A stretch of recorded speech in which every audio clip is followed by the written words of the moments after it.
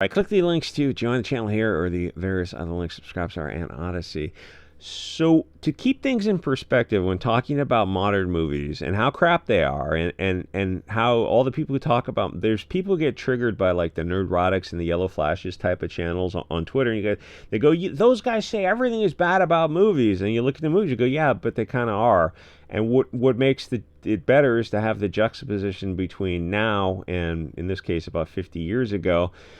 Look at 77, 78, 79, what came out? Star Wars, Superman, Star Trek, the start of all these huge monster movies. And it's like that was one movie a year. And then what did you have in the 80s? You had Raiders of the Lost Ark, which followed up with two other Indiana Jones movies, I think still in the 80s, and plus some Star Wars follow-ups. You had Gremlins, Goonies, Ghostbusters, Jaws, Amityville Horror, and a fair amount of other horror movies. What was it? Poltergeist was huge. E.T., kind of a kids movie, didn't hold up. Various summer camp and beach type of movies and skiing movies, like there's like more than one ski school movie. Better Off Dead, John Cusack was doing his thing. Molly Ringwald was out there doing her thing. 16 Candles, and I forget the director. Even Kevin Smith was talking about that director and Jay and Silent Bob. There was a bunch of those kind of movies. The 70s and the 80s were peak fun Hollywood. And then you look at this stuff now, and you're like, oh yeah, those YouTube channels are right. Everything now does just suck. You got instead of that Christopher Reeve's Superman, that's a hard act to follow. That guy he was born for the role. He nailed the role. And it's like you had Lois Lane, and she was perfect in her role. And now you've got like Superdog, and them squeezing diversity into every stupid little thing at a time when people are really not into, hey, look, the affirmative action hire is helping Superman out. Great. Anyway, so Superman came out. Maybe you saw it, maybe you didn't. It was one of those movies that looks like if it makes money, Warner Brothers is going to call that a win, because that's as good as movies are going these days. Domestically, it did fine, but overseas, it did not do fine. So James Gunn is trying to blame. He blames America, because he goes, right now, America's not popular. So, okay, well, just say what you mean. Why is it right now it's not? Oh, because Trump, right? Trump is hurting your movie overseas, but like Biden would not have, or you think things would be different under Kamala? Because everything would be exactly the same. It doesn't matter who's in office. Unfortunately, they're just figureheads. So it's not really America that overseas hates. He goes, so why exactly do they hate America? Is there anything else going on? Is there some other foreign country that America funds or taxpayers pay for that has something to do with it? Is there anything else going on right now? Like maybe, well, two wars going on right now, but is America, well, actually America's funding both of them. See, you point out like the people giving, like Jordan giving Palestine weapons, and then Israel shooting them down, and there's a meme that goes, my tax dollars, points to one side, and it goes, somehow also my tax dollars, pointing to both sides. So the world, just may come as a shock to you, hates Israel. No offense. And America funds Israel and also funds Ukraine. I mean, your tax dollars fund Israel and Ukraine, as fucking crazy as that sound. When you look at the growing tent cities across America, vote harder. No, you don't have to be an edgy boy to say that you didn't vote your way into this. Countries only go so long. I think America is 250 years old, so do the math on that. America funds these foreign countries because, unfortunately, our politicians are controlled by them, which is, where's that list? Trump, where are those mass deportations? Where's the wall? What's going on? So America has always been hated because it supports Israel. It supports a bunch of countries for some reason. So, most people would go, hey, so if there's so many extra taxes, even though we have homeless tent cities and we don't have health care and Obamacare and whatnot, and everything's inflation isn't inflation an unconstitutional tax? That's actually a good argument.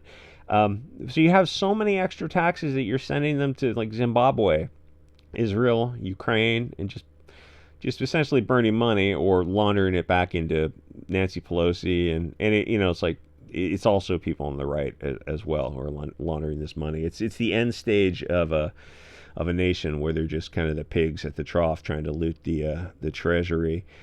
So that's kind of an issue. Is maybe you should just lower taxes and stop giving money away. Would be the right wing perspective. Left wing conservative perspective would be, okay, we hate lowering taxes, but giving money away at like that wouldn't have been a left wing value a few decades ago. You go, oh, we should stop that and like use the money internally. Of course, that neither one of those is going to happen, and it doesn't matter who gets elected. So they, actually Israel's got a wall that they have to protect themselves against Wait. Logically, shouldn't they take refugees? People always saying the diversity is their strength. So shouldn't? Oh, well, how do we know who the good ones are and the bad ones are? Yeah, that's a great point, Israel. How does Europe know? Oh, don't worry, we're gonna send these evil terrorists to Europe. Wait, what? And that's going to happen, and nobody's going to do anything about it. Israel also has free healthcare, which is actually like American-funded, taxpayer-funded healthcare. Kind of weird. You don't have it because you pay so they can have it. And, it won't matter who's in office, and it won't matter who you vote for. None of that matters. If Kamala was in office, that foreign policy would be exactly the same.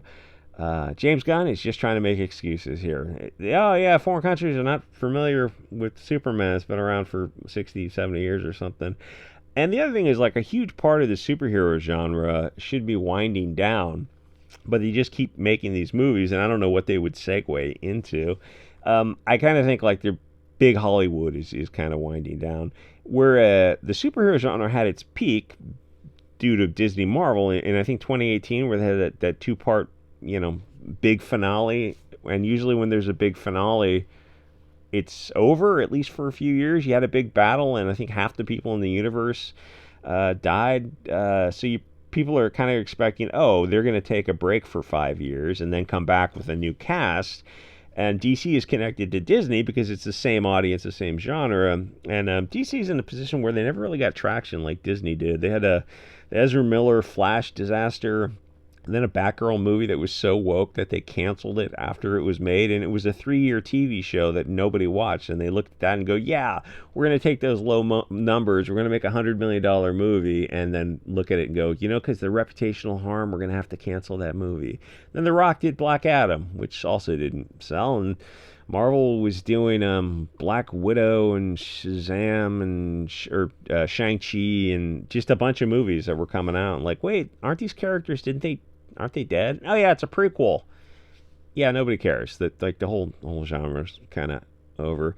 And then they had the Wonder Woman 2.0. Was that 2019? Where Patty Jenkins made all the bad characters have blonde hair for some reason. Which, obviously I would have made the antagonists have darker hair, and just for verisimilitude. And then that movie opens up. They're in I think they're supposed to be South America, right, for the Diana of Atreides or whatever. So it's supposed to be like one tribe in South America, but they do a Rings of Power where it's like just diversity. So none of that makes sense. Yeah, but you're istophobic if you point that out. Yeah, I don't care. It doesn't make sense. You've got Africans, Chinese, Indians all together, and it's all women. It's all women, so sex or gender matters to them. They give that validity, and you go, so what about race and ethnicity? No, that don't be a bigot. Well, then, I mean, why don't you have just men there as well? If ethnicity, one doesn't matter, but the other one does, it's like, well, because it's obviously one is politically correct, and though nowadays, I mean, with the BLT agenda, maybe they would have, if they made that now, they probably would have had dudes in there. I mean, wasn't that in Barbie? Anyway, so that was kind of like a lesbian training ground. That was diverse for some reason, and that movie was peak woke, and that was woke even before the BLM thing exploded. And an expensive girl power bomb, same with Charlie's Angels. It was just the same kind of stupid vibe. And later on, the directors just continue to fail upward. At least get more work if you want to count Cocaine Bear. And then Shazam 1 and 2. I don't think either one of those did well. And Suicide Squad 1 and 2. And they just had a lot of crap come out. Justice League was cool. The 4-hour version was a lot of fun. Anyway, so they realize they got to go in a different direction. Fair enough. And Henry Cavill, and they don't want Ezra Miller um, and Gal Gadot, association now with the IDF and all that kind of stuff. So they just want a clean house. I get that. So they got a new Superman. It's going to take some time to grow on people because Henry Cavill's Man of Steel, I think, took time to grow on people.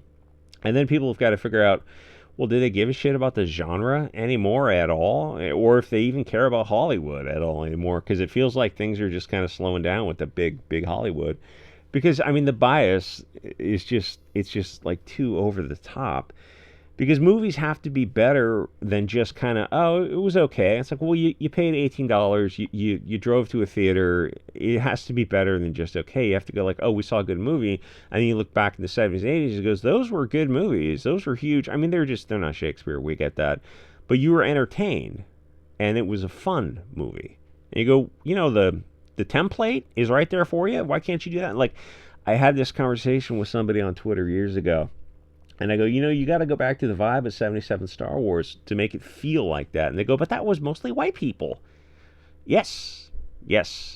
And they just couldn't believe that I would say that. But it's like, that's what people want. That's the vibe. That's the universe that was created. If you want to create same with Lord of the Rings and Rings of Power. Same with all these movies. If you want to create a new universe, create a new universe. And the reality is, if they did create some kind of new fantasy thing from scratch, and it was woke and diverse, nobody would watch it. So then I go, well, then why are you pushing things on people that they don't want? Because globalism and diversity to them is a religion. Anyway, so the best you can say about Hollywood movies lately is like, oh yeah, they were okay. Like, did you pirate it? Oh yeah. So okay, that's like, it wasn't worth going to go pay to see it, but that's how people are seeing a lot of movies now. And it's like too many like gay, diverse, and girl boss characters, and not enough people feel comfortable saying that kind of stuff. As you saw with that Pine Sap interview, it's like if you say something politically incorrect, and he might have gone a little further than that, you're gonna get fired. So it's like, why do people stay anonymous online? Well, why do they these patriot groups? Why do they wear masks? What are you, stupid? Because they get fired. It's like, a child would figure that kind of stuff. Anyway, there's just too much globalist woke propaganda. We're even Ant-Man Part 3. Did that come out during the BLM? It must have, because there was a scene where this girl is in like a police lobby in San Francisco, and she's lecturing the cop, and it's supposed to make you think something about BLM kind of stuff, which is, I'll be careful here. But it doesn't make sense if you're familiar with California, San Francisco, because you look at this and you go, you voted for the city council with, is it Scott Wiener, Anthony Weiner, the guy who wants to make it easier to abuse kids? Just, he looks exactly like you'd expect. And you voted for the mayor, London Breed, and Gavin Newsom. And the funny thing about the mayor and governor of California, they both violated their Wu flu protocols, where they, it's like masking, distancing, staying at home, don't go out, kind of stuff. And they were both caught on camera, high definition cell phones, violating their protocols of masking. And she said, well, I just had to go out to a dance club at bars and have fun and drink and dance. It's like, yeah, we're all doing the same thing too. But it's like, why did you say one thing and do another? Or Gavin Newsom at the Napa Valley restaurant, where he's like 20 people all shoulder to shoulder drinking wine and eating dinner. It's like, yeah, we want to do that kind of stuff too. Why do the rules of, because, and you go, they go, there's cell phones around everywhere. You can, and miniature phones as well, cameras and stuff. And they go, yeah, but if we get caught, nothing happens. Oh, that sucks. And that's, that's really what happens with San Francisco. But that was why Ant-Man was a little bit hard to take, if you're familiar with San Francisco, as I am.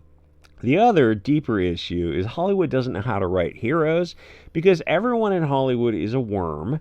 And to be fair, there are a few people who want to write good stories. They just wouldn't be allowed to. They wouldn't get the funding. Things wouldn't get approved. The hero's journey is usually in their minds, they would consider it a far right-wing story, because it's nationalist. It's very tribal.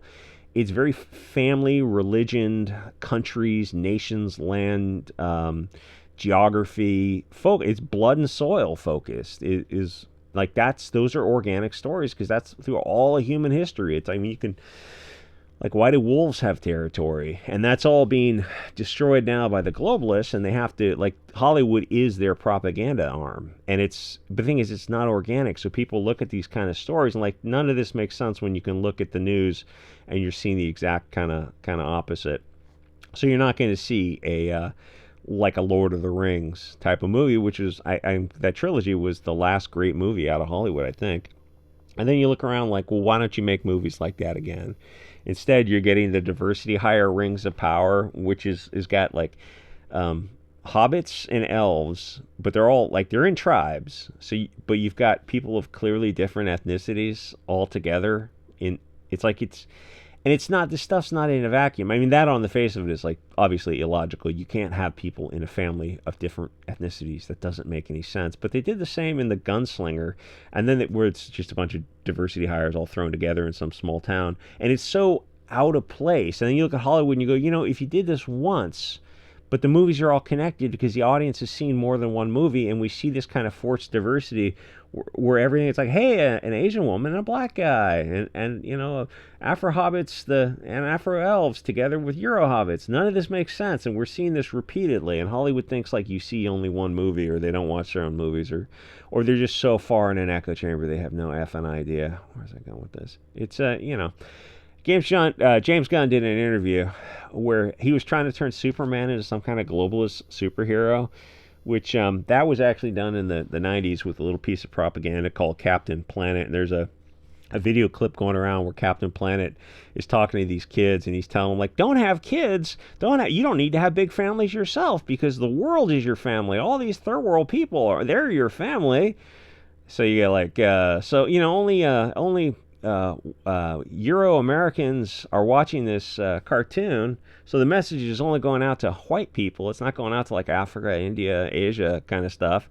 So your message is really like just to reduce one group of people.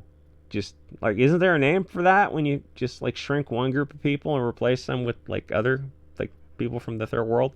I think there's a name with that. It starts with a G. Anyway. They actually, I think the producer of that Captain Planet had 5 kids. So weird. How come all that antenatal imagery is always like blonde kids? Like, you don't need to have kids and get I don't know, sterilized or something. It's like they only show blonde kids. Isn't that weird? You think kind of something else going on there?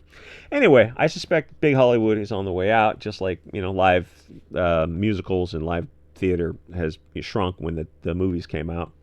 And it's difficult to have soy boys and degenerates try to write heroic characters. And James Gunn he's done some movies well. The Guardians of the Galaxy, the first one was solid, and after that they kind of fell off. But he's, you know, kind of a degenerate himself. And then I think he did Suicide Squad Part 2, and that sucked, and this one is just kind of mediocre. They do a lot of like Bolshevik found family concepts, the cultural Bolshevism. And I found out that they go, cultural Bolshevism triggers a lot of left-wing people. And they go, that's just another name for cultural Marxism. I go, yes. I mean, didn't like Marx and Engels get the ball rolling on that? And they go, that's a dog whistle. A dog whistle for what? I'm openly saying Marx and Engels are poison, and these kids worship these guys. And you look at them, it's like, what did they do in their real life? Like, how are their family situations? Like, what big businesses did they run? What government officials, like, who were they in charge of? What responsibilities did they have? And you look at these kids and like, Che Guevara, I've got a t-shirt. Yeah. How did he feel about the blacks and the gays? Oh, that's not important. Oh, fine, whatever. Bolshevik found family stuff is just garbage. And yes, that is, what do you think cultural Marxism is? Like, that's a whole term. They're using Bolshevism to, Hollywood is just the propaganda arm of Bolshevism. Why don't you see movies about the evils of communism? Because Hollywood is the communism. They are the Bolsheviks. Anyway, so Siegel made Superman, in the 40s or 50s or something, a American heroic character, truth, justice, American way. Modern Hollywood, unfortunately, hates America, and that's pretty clearly reflected on the big screen. And America is just not the same country it used to be. It's more like the Bank of America Walmart way. And it would be like truth, justice. It would be like who was God? Who was that Ministry of Truth? The Nina Jankowicz propaganda arm of under Biden. Like they really tried to have a Ministry of Truth with Nina Jankowicz under Biden. Absolutely bizarre. So you end up with Globalist Superman, which is just not. In the original, he went after, wasn't it like Clark Kent goes, there's some Middle Eastern terrorist or something, and he goes, that's terrible, and Lois Lane goes, that's why they're called terrorists, Clark. You're not like that couple. Hard act to follow. You really want to look for actors who can pull that kind of thing off, and like you're just not going to find it nowadays. I mean, am I saying everything sucks in the big screen now? Yeah, pretty much. Anyway, like, comment, subscribe. See you guys on the next episode.